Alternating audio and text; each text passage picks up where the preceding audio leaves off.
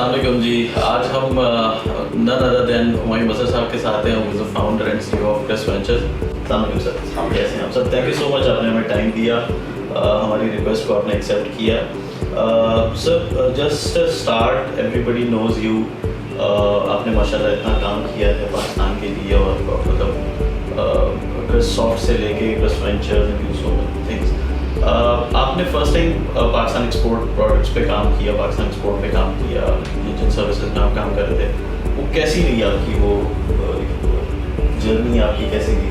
I think it was a tough journey, slightly unusual. हमारा family business is textiles. तो जब मैं वापस आया 87 में, तो I was running one of the textile units, तो सॉफ्टवेयर डेवलप करवा रहे थे, और एक कंपनी से वहाँ से बात शुरू हुई। Okay. तो eventually 2-3 साल में ended up investing in a software house. तो मुझे angel investment तो नहीं पता थी क्या होती है, but it was sort of an angel investment. India गए, बैंगलोर में जाके देखा, बड़ी बड़ी कंपनीज थी, इत्तेफाक से सारों के कंपनीज लाइक इन्फोसिस, सत्यम, विप्रो, इनके सीईओज या हाई ऑफिस से मुलाकात हुई। तो फिर हमने कहा कि कहीं इंडिया से हो सकता है, बिलियंस की वो बात कर रहे थे, तो पाकिस्तान से क्यों नहीं? तो आई सेट अप अ कंपनी 1990, 3-4 साल कोशिश करते रहे एक्सपोर्ट की, लोग थोड़े बहुत प्रोजेक्ट करते रहे। 94 में ऑलमोस्ट मैं उसको बंद करने लगा। एक छोटी कंपनी थी, बाकी बड़े प्रोजेक्ट में चला रहा था, तो सारे लोग भी मुझे कह रहे थे तो किस काम में पड़ गए।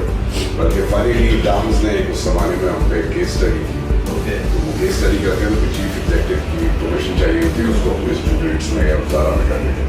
तो वो जब उन्होंने था उसमें उन्होंने लिखा जी इन्होंने बहुत जो कुछ पता नहीं है क्या कर रहे हैं। तो मैंने कहा कंपनी नहीं है बंद हो रही, बंद नहीं I allow for that report to be used as a case study example.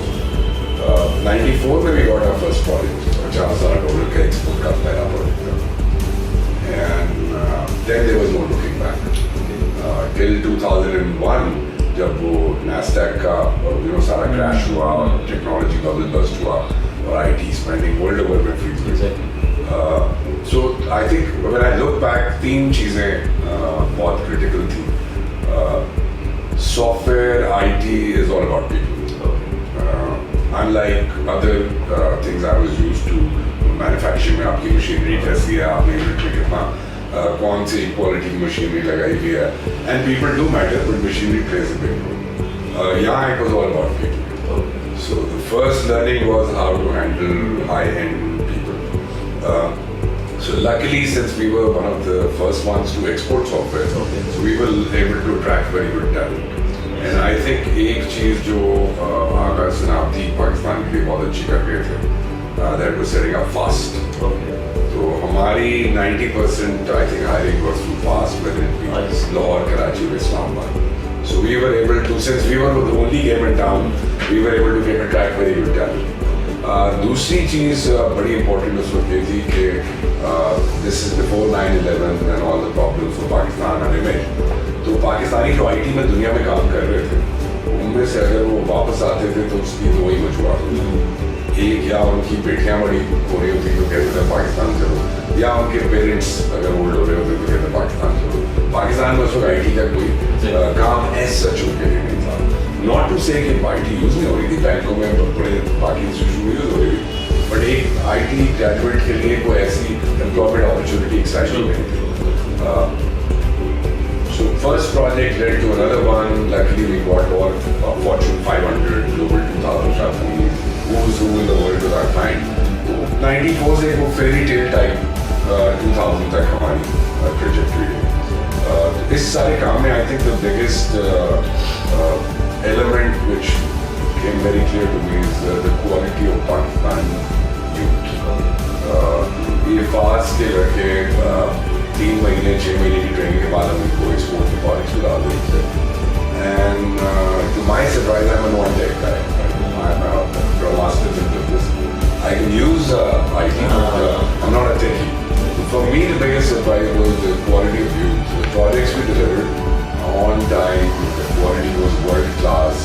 किसी भी मैट्रिक्स को देख लें तो एक रीइंफोर्स हो गया मेरे जहन में कि पाकिस्तानी यूथ को अगर रिलेटिंग एनवायरमेंट प्रोवाइड की जाए तो I think they can stand for the best. वो बड़ा क्लियरली सेकेंडली एक और हमारी मेजर अचीवमेंट ये थी, other than putting Pakistan on the global outsourcing map, IT graduate उस वक्त आपको मेडिकल यूनिवर्सिटी में नहीं दाखिला मिलता था, मैनेजमेंट में नहीं मिला, इंजीनियरिंग में नहीं मिला, तो आप and up in IT institute था। तो उसके बाद से एक वेव क्रिएट हुई जहाँ बहुत से IT इंस्टीट्यूट खुल गए, एक टॉप चॉइस हो गई। पेरेंट्स आते थे हमारे पास, वो कहते थे हमने अपने बच्चों को IT स्कूल में डालना है, किस में डालना है, अपना से आगे कर रहे हैं। और फिर हम और 4-5 और कंपनियां मिलके आई थिंक दे डिड। तो आज आपकी जितने भी बिलियन, अभी भी वो फिगर जो है वो वेरीफाइबल इतना नहीं, स्टेट बैंक कुछ कहता है, इंडस्ट्री कुछ कहती है, but whatever that figure is floating around, whether it's 1 billion, whether it's 2 billion, I think Crestsoft had something to do with it. And the main we played our little role in doing that. So आपको 2001 के crash का पता है, IT की spending सारी halt हो गई। अभी उससे संभल ही रहे थे तो 9/11 हो गया। तो जो हम जिस पे हम बड़ा प्राउड फील करते थे कि हमारी सारे क्लाइंट फॉर्च्यून 500 है, अब फॉर्च्यून 500 उतने ही रिस्क अवर्स भी होते हैं। तो 80% of my revenue walked away after 9/11 क्योंकि हम पाकिस्तान के साथ काम नहीं कर सकते। सो कुछ अर्सा क्यों company was very profitable, we done very well. 35 लोगों से 350 लोगों पे आ गए थे। 50 लोग हमारे डेनवर ऑफिस में थे यूएस में, लाहौर, कराची, इस्लामाबाद, हर जगह हमारे ऑफिस थे। तो वो फिर ग्रेजुअली 2-3 साल मैंने उनको बेंच पे रखा, फिर ग्रेजुअली भी 5 डाउन तक आओ, and then I went back to whatever I was doing earlier. This was a side activity for me anyway. तो फिर कोई IT से, क्योंकि मैं लेट था, अदर ऑर्गेनाइजेशन में मेंबर हूँ जिसका आजकल मैं उसका प्रेसिडेंट भी हूँ, चैप्टर का is time Indus one corporates. तो उनके साथ भी मेरा इंटरेक्शन रहता था। इंडिया में अपने कुछ अदर बिजनेसेस, फैमिली बिजनेस की वजह से भी जाता था, कुछ IT की वजह से भी जाता था। तो 2-3 साल पहले मैंने काफ़ी ये सुनना शुरू किया कि वो टेक स्टार्टअप सीन में बड़ी एक्टिविटी हो गई है। तो US में भी 1-2 कॉन्फ्रेंसेज अटेंड की, इंडिया में भी अटेंड की। तो एक एपेटाइट थी कि वो इतनी बड़ी कंपनी बनाई, we wanted to go public, we couldn't at that time because our revenue went down. तो फिर IT में कोई एक्टिविटी कर दी। तो I thought I am too old to set up a software house again. Although मुझे success stories लोगों की पता लग रही थी, काफ़ी बड़ी बड़ी कंपनियां हैं और रीजनेबल टर्नओवर है, गुड प्रॉफिटेबिलिटी है। तो फिर मैंने सोचा कि वेंचर कैपिटल फंड बनाता हूँ। तो साल में SCCB के साथ बातचीत करता रहा, क्योंकि वेंचर फंड पहले भी बने थे पाकिस्तान में, बट जो रेगुलेशन है अराउंड दैट वो वेरी टाइट। फिर मैंने एक दो कंपनी को और पढ़ा जिन्होंने किसी बच्चे ने एप्लीकेशन बना के एप्पल स्टोर को बेच दिया है, तो और 2-3 कंपनीज का पढ़ा। तो आई सेट अप, आई डिसाइडेड कि मैं वेंचर कैपिटल फंड बनाता, एंजल फंड बनाता हूँ जो अर्ली स्टेज कंपनीज को बेसिकली प्रोवाइड करे। और आइडिया यही था कि जिस तरह Crestsoft एज कम्पेयर टू, अगर आप एक नॉर्मल टेक्सटाइल इंडस्ट्री को ही देख लें, तो अगर आपने आज एक टेक्सटाइल यूनिट लगाना मिनिमम साइज का भी, तो 250 करोड़ रुपए का, right. So as oppose to that, अगर उसी टाइप का या fraction of that, percentage of that अगर आप इस काम में लगाएं कि आप टेक कंपनीज को सपोर्ट करें, तो then I went around last year. I talked to all the incubators which had come up, IT institutions. इत्तेफाक से Crestsoft के काफ़ी लोग डिफरेंट जगह पे प्लेस थे, बाहर भी, यहाँ भी। तो then we identified some areas. और एरिया जो हमने आइडेंटिफाई किए वो 2-fold थे। एक उसमें एरियाज ऐसे थे जिनमें पाकिस्तान की ज़रूरत है, और एक वर्ल्ड ओवर एंजल फंड्स कहाँ इन्वेस्ट कर रहे हैं, या हॉट मनी जिसको कहते हैं किन टेक वर्टिकल्स के अंदर जा रही है। तो उसमें भी कॉम्बिनेशन ऑफ पाकिस्तान में क्या प्रॉब्लम्स हैं, कॉम्बिनेशन ऑफ वर्ल्ड में पैसा कहाँ जा रहा है। वी आइडेंटिफाइड 4 वर्टिकल्स जिनमें वी थॉट कि there is money which is coming in. One was home and office space, one was travel and logistics, एक हेल्थ केयर में काफ़ी इन्वेस्टमेंट हो रही थी, एक फिनटेक में इन्वेस्टमेंट हो रही थी, and lately another area that we later on identified was artificial intelligence, so काफ़ी of late investment हो रही। So इन सारी चीज़ों को देख के हमने कहा ना एक फंड के लिए बड़ा ज़रूरी है कि आपके पास एडवाइजर्स होने चाहिए। तो इत्तेफाक से हेल्थ केयर में एक मेरे साथ जो प्रेसऑफ में काम करते थे वो यूएस ही गए थे, वो काफ़ी लार्ज कंपनी में वहाँ काम कर रहे थे, तो उनसे मेरी बात हुई तो ही इमीडिएटली कि okay you know I will.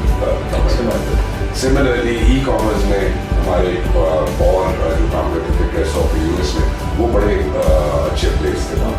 And then one of my जिनके साथ मैंने सॉर्ट ऑफ कंपनी स्टार्ट की थी, वो भी पाकिस्तान में थे और सॉफ्टवेयर एक्सपोर्ट बोर्ड में भी इन्वॉल्व थे और IT पॉलिसी में भी और टेक स्टार्टअप सीन में भी एक्टिव थे।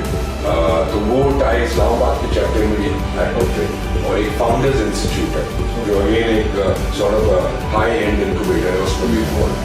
तो वहाँ पे जब उन सब से बात हुई तो I had all my ducks in the row, advisers भी हैं, एपेटाइट भी है। Now the idea here for Crest Ventures, which is the setup I started last year, is कि we have identified verticals, उनमें हमने कंपनियां ढूंढ के उनमें कुछ इन्वेस्टमेंट्स कर दी हैं, कुछ हमें और इन्वेस्टमेंट उसके अंदर आ गई है।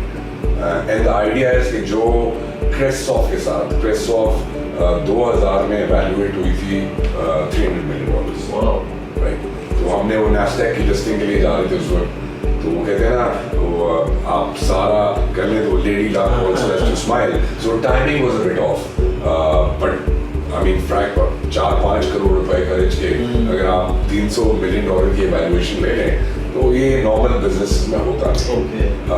So two things were at play, and जो मेरे एडवाइजर थे क्योंकि वो पार्ट ऑफ दैट जर्नी थे, सो एवरीवन अंडरस्टूड कि इस तरह की एक्टिविटी हो सकती है, this is not something we are dreaming about, we had almost done it in the past as well, तो वी फिगर्ड कि that is something we need to do.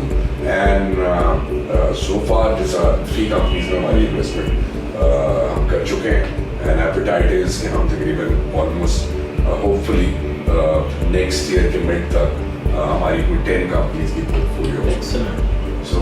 So as you mentioned कि आपका वैसे textile का business था and then आप IT की तरफ आए, तो क्या आपको चैलेंजेस फेस करने पड़े डाइवर्सिफाई होने के लिए? देखिए क्रेसेंट ग्रुप प्रेडोमिनेटली आज भी टेक्सटाइल्स में, बट ये वो टाइम था जब हमने एपेटाइट ऑफ ग्रोथ या इनोवेशन को इनकरेज हमेशा ग्रुप में किया जाता था। उस ज़माने में हम काफ़ी फाइनेंशियल सर्विसेज में गए जिसमें हम पहले नहीं थे, first investment bank in the country, first मुदारबा, फर्स्ट लीजिंग कंपनी, एक ज़माने में हमने इंजीनियरिंग का भी थोड़ा काम किया था। तो when you look at the group 70% business textile में है, then we are into insurance, then we are into steel, so हमारी प्रेजेंस इंडस्ट्रियल सेक्टर्स में थी। फॉर एग्जांपल मैंने bachelors textile marketing in management किया, तो फिर मास्टर्स की है बिजनेस में, तो एक टेक्सटाइल का बैकग्राउंड था, बड़ा इजीली आगे फिट हो जाते थे। But when you, like any young Turk, when you come back, you want to make your mark, you want to do something different, and difficulties हुई शुरू में, साइज का एक इशू था, हैंडलिंग का इशू था। हमारे बाकी यूनिट्स भी काफ़ी प्रोफेशनल तरीके से हम चलाते हैं, बट इस कंपनी में इट वाज टोटली डिफरेंट। इसमें वो जो टिपिकल आपका फैमिली बिजनेस का या वो एक मियाँ साहब या वो सेठ साहब वाला, इसमें वो नहीं था। सो आई थिंक मेरे लिए काफ़ी लर्निंग थी। तो मेरी एक आदत है, जो भी मैं इनिशिएटिव करता हूँ, तो मुझे तकरीबन 6 महीने बाद आइडिया हुआ कि मुझे थोड़ी ट्रेनिंग चाहिए कि प्रोफेशनल सर्विसेज को कैसे चलाना है। तो फिर I went for a course eight Harvard which was leadership in professional services firms.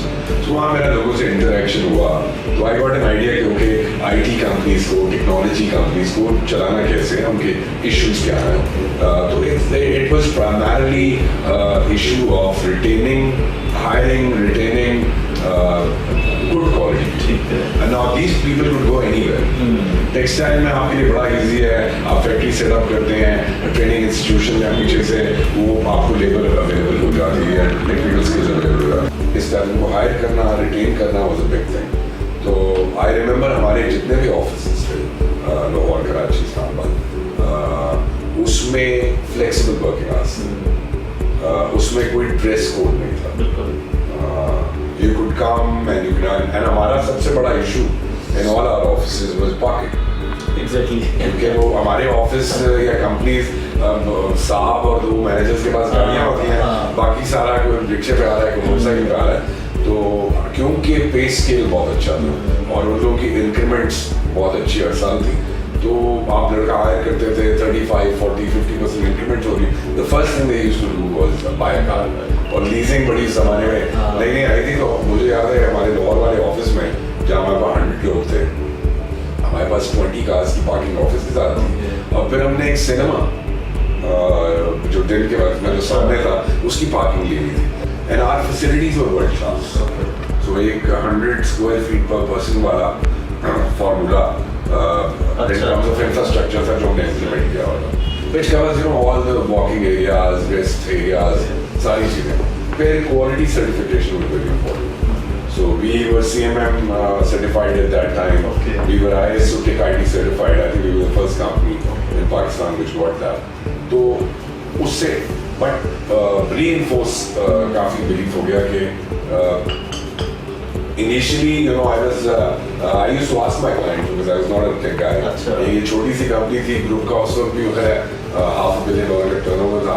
तो मैंने कहा एक छोटी सी कंपनी वजह से हमारे ऊपर को नाम खराब ना हो, तो I used to ask my clients कि are they happy with quality of service and everything, and alhamdulillah all the projects were delivered on time within the budget. And then that further reinforced. So yes, initially it was a bit tough because everyone is asking, ये तो किस काम में पढ़ रहे हैं, right? I'm 50, hopefully more experienced, more savvy. But again, what we've started now with Chris Ventures is, अगर आप वर्ल्ड की statistics देखें, तो startups जो हैं, अगर 100 start होती हैं, तो 20 बीच में से आगे जाती है, और आगे जाने में भी 2 फेजेस हैं। उनमें से कुछ 10 चलती रहती हैं, थोड़ी बहुत प्रॉफिटेबल होती हैं, और 10 ऐसी होती हैं जिनको हम यूनिकॉर्न्स कह लेंगे, जिनको हम काफ़ी सक्सेसफुल कंपनीज कह लेंगे। तो उसमें से वो 10 फिर आगे निकलती हैं। ये सिलिकॉन वैली की स्टैटिस्टिक्स हैं। Then we come back to Pakistan, ठीक है? तो पाकिस्तान में I think this figure will be even lower, but the idea is कि in the next 3 to 5 years हम यहाँ से अगर 1, 2 या 3 कंपनी ऐसी निकाल सकें जो वर्ल्ड सीन पे अपना नाम इस्टेब्लिश कर सकें, तो नथिंग लाइक इट। और आई थिंक ये बड़ी खुशाइन बात है कि आपकी काफ़ी बाहर से भी कंपनीज अब पाकिस्तान में आ रही हैं, फंड्स भी पाकिस्तान में आहिस्ता आहिस्ता इन्वेस्ट करना शुरू हो गए। Another thing I think we need to look at very strongly is under the given scenario कि इंडिया में क्या होगा, एंड हम लोगों का थोड़ा टनल विजन भी है इंडिया के मतलब, हम एक खास तरीके से इंडिया के मतलब सोचते हैं, बट वहाँ का जो टेक स्टार्टअप सिनेरियो मैं देख रहा हूँ कि जो वहाँ इंडिया में होता है वो 6 महीने से 1 साल बाद पाकिस्तान में आपको नजर आनी शुरू हो जाती है। क्योंकि मैं वहाँ काफ़ी जाता रहता हूँ टेक्नोलॉजी शोज पे भी, और ये टाई जो इंडस एंटरप्रेन्योर्स की वजह से भी काफ़ी कॉन्फ्रेंसेस पर मैं वहाँ इन्वाइट होता हूँ। तो फॉर एग्जांपल हमने एक लाहौर में कंपनी में इन्वेस्टमेंट किया जिसका नाम है Travly. Travly is like Uber for rickshaw, Uber के अब रिक्शा में आ गई है। So they started this and 3 or 4 more। इत्तेफाक से 6 महीने इनसे मिलने से पहले या 3 महीने I was in Chandigarh on a technology show tie के, तो वहाँ एक कंपनी जुगनू मिली जो एग्जैक्टली यही कर रही है। तो वो उस वक्त 500-600 रिक्शों पे थी, ये लोग स्टार्ट हो गए थे। तो जब मैं वापस आया तो मैंने इनको देखा, फिर मैं उसके फाउंडर को भी जानता था, इंडिया की कंपनी थी जिसने इन्वेस्ट किया उसको भी जानता था, तो एक ड्यू डिलिजेंस और एक हेल्प हो गई। तो इंडिया के नंबर्स ऑब्वियसली काफ़ी बड़े हैं, आप उनको 10 से 20 से 30 से जिससे भी डिवाइड करके, तो we looked and we thought कि okay this is a good छोटा चाल that is a startup, that is not a tech startup. Tech startup means scale, whether in number of consumers, million, 2 million, 5 million consumers, or in terms of turnover, again million, 5 million like turnover. So it needs to demonstrate कि tech startup disrupt करके scale करके और फिर exit करके। Now what is the exit? Exit is either an acquisition by a larger company or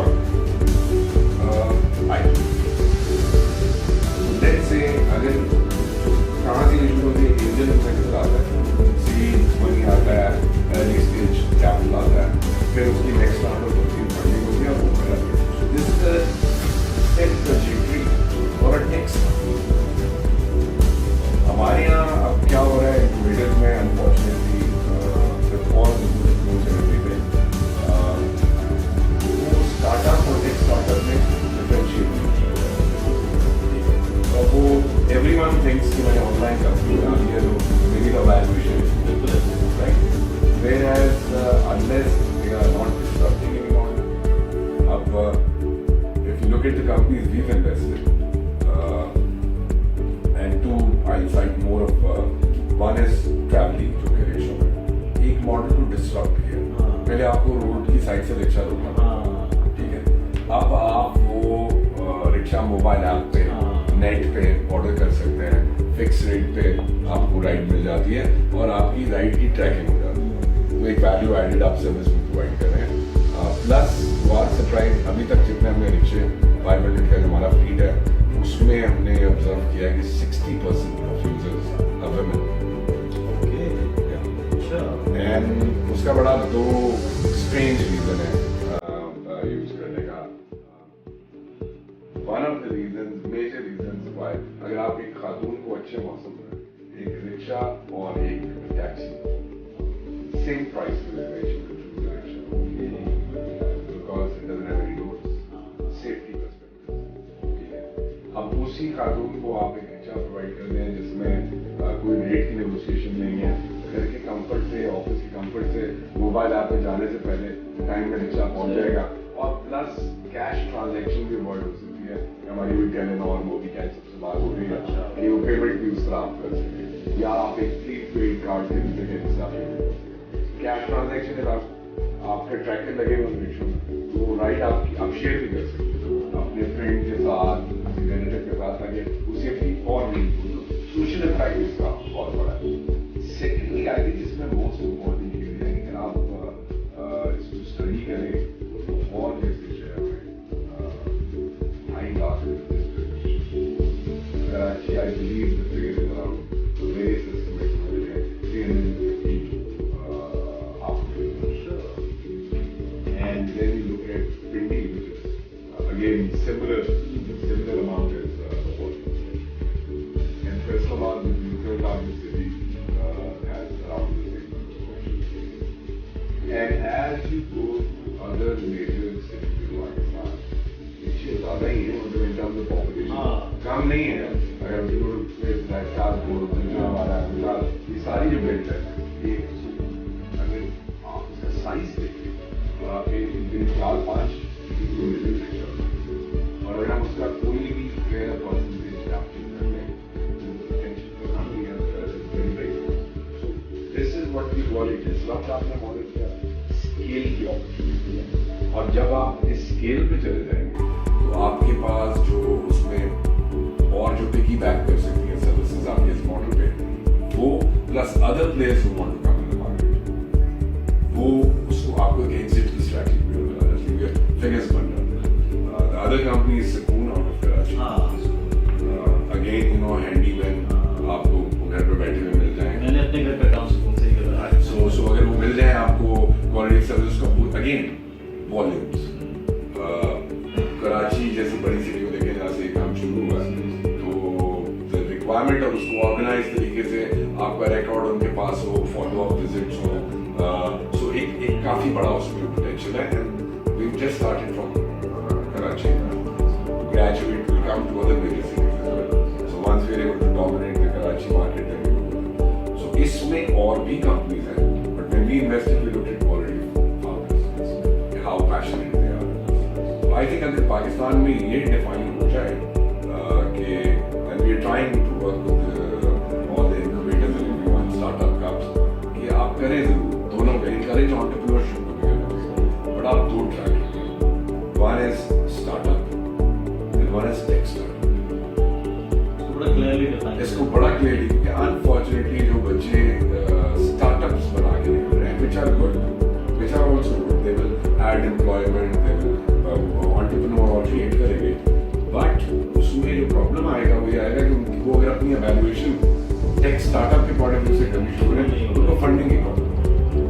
So when we look at companies and I wear two hats, one is TIE के president की हमारा charity fostering entrepreneurship through network learning non-profit organization है दुनिया की one of the largest organizations, 61 chapters, ठीक है. तो 13,000 का network है इसका. हमारा तो काम ही mentorship और fostering entrepreneurship. तो जब हम वो हैक पहनते हैं तो हम we encourage more hand, but when you are wearing a VC or an angel hat, then you go to the people companies which have a potential